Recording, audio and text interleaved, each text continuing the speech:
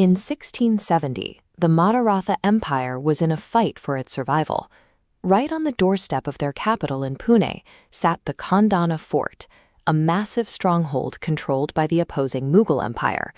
As long as this fort was in enemy hands, the Maratha capital was totally exposed. Looking at the surrounding valley, you can see the geographical nightmare this fort presented.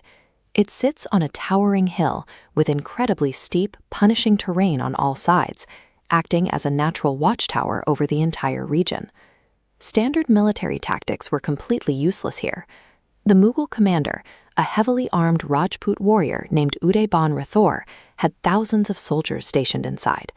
And if you look closely at these heavy, dark stone walls, a frontal assault would be nothing short of a massacre. Right at this moment of strategic deadlock, General Tanaji Malusare, King Shivaji's childhood friend and top commander, arrives at court. He isn't there for war. He has come simply to invite the king to his beloved son's wedding. But when he looks at his king, he sees a deep, overwhelming anxiety about Kondhana. Immediately, Tanaji sets his son's wedding invitation down. He looks at his king and says, "First, Kondhana will be married. Then, my Raiba." Right there, he vows to capture the fort before his family celebrates. Tanaji's choice stripped away the luxury of a long siege. This was now a race against time, a personal blood oath to be fulfilled before the wedding bells rang. Tanaji was going to take the fortress, or he was going to die trying. To get inside, Tanaji entirely abandoned the idea of attacking the heavily guarded gates. Instead, he targeted the western face of the mountain. It was a sheer, vertical cliff. Udaybhan had actually left this exact section of the fortress completely unguarded, assuming that a human ascent was biologically impossible. He was right about human biology, but he didn't account for the Marathas' infiltration tool. They brought a trained Bengal monitor lizard, known locally as a gorpot, named Yashwanti. This diagram shows exactly how they pulled this off in pitch-black darkness. The soldiers tied a very light, strong rope around Yashwanti's waist and sent her up the sheer rock face towards the summit. When a monitor lizard wedges itself into the crevices of a rock, its physiological grip is incredibly powerful. Her claws locked onto the top edge, creating an anchor point strong enough to support the weight of a full-grown man.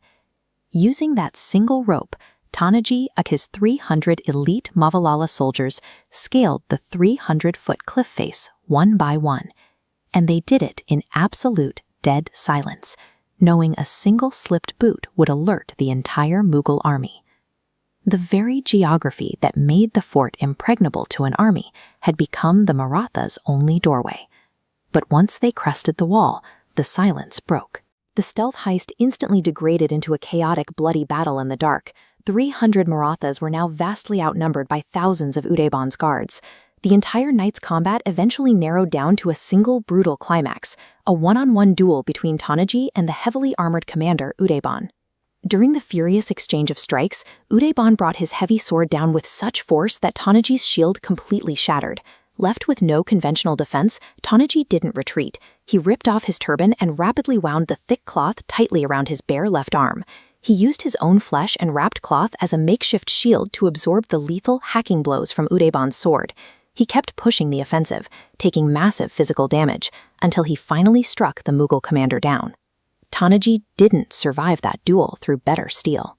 He won by turning his own body into a shield, forcing a victory out of sheer physical defiance. With the garrison leader dead, the Maratha soldiers secured the fort. To signal their impossible victory to King Shivaji, who was waiting miles away, they lit a massive bonfire on the highest ridge. But the victory came at a massive cost.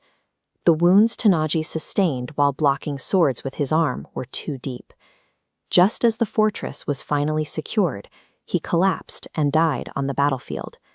King Shivaji raced to the fort, expecting to celebrate with his oldest friend.